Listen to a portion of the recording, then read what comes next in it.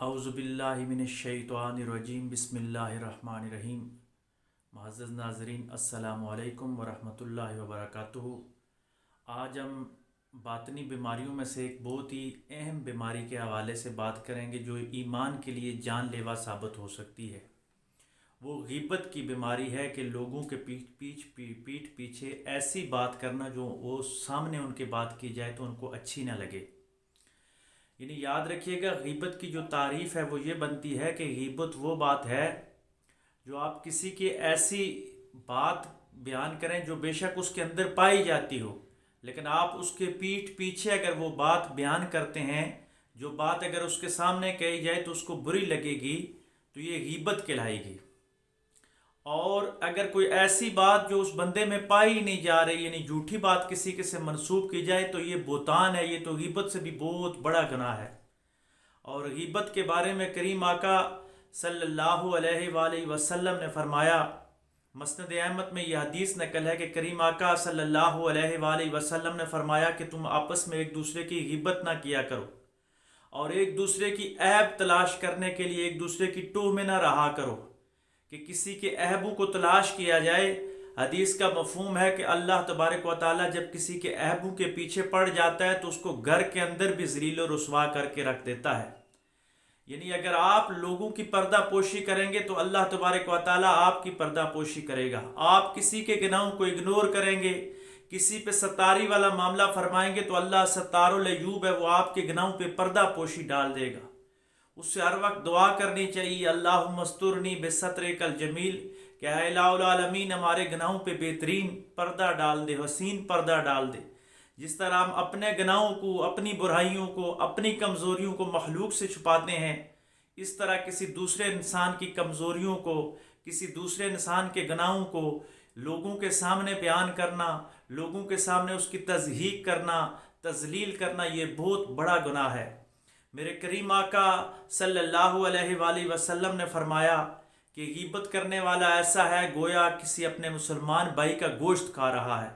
तो मुसलमान भाई का गोश्त खाना कितना ही हराम काम है, कितना ही बुरा काम है, कितना ही कबीह काम है। और आका अलैहिस्सलाम ने फरमाया कि गीबत करना ऐसा है जैसे तू किसी मुसलमान भाई का गोश्त खा रहा हो।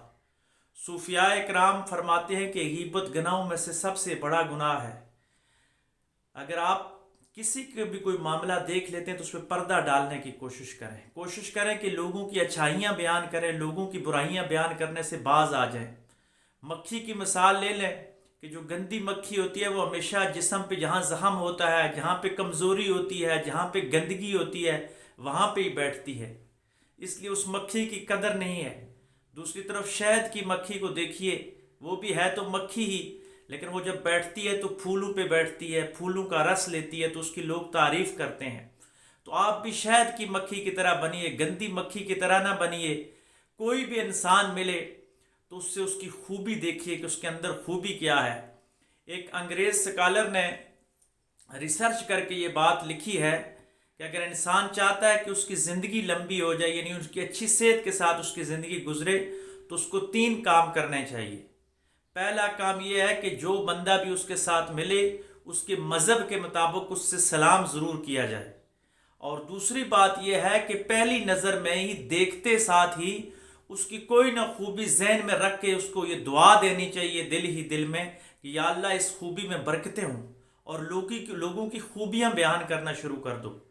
और तीसरी बात उसने ये फरमाई कि अपनी शरीका हयात के साथ रोज़ाना अपने घर के गिर्द नज़दीक तरीन जगह पे कम अज़ कम 5 किलोमीटर तक पैदल चला जाए। जो बंदा ये 3 काम करता है तो उसकी ज़िंदगी में खुशियाँ आती हैं। तो यहाँ जो अहम बात है वो यही है कि पॉजिटिविटी है, लोगों की अच्छाइयों को आम किया जाए, बुराइयों से सरफ नज़र किया जाए, बुराइयों पे पर्दा डाल दिया जाए।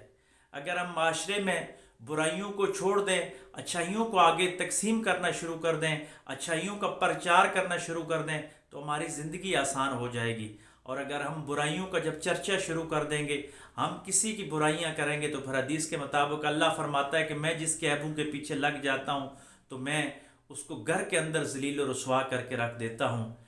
एक और हदीस का मफहूम है कि अगर इंसान किसी कमज़ोरी की वजह से किसी इंसान को ऐब दिलाता है तो اس وقت تک وہ نہیں مرے گا جب تک وہ کمزوری یا اس برائی میں وہ مبتلا نہ ہو جائے۔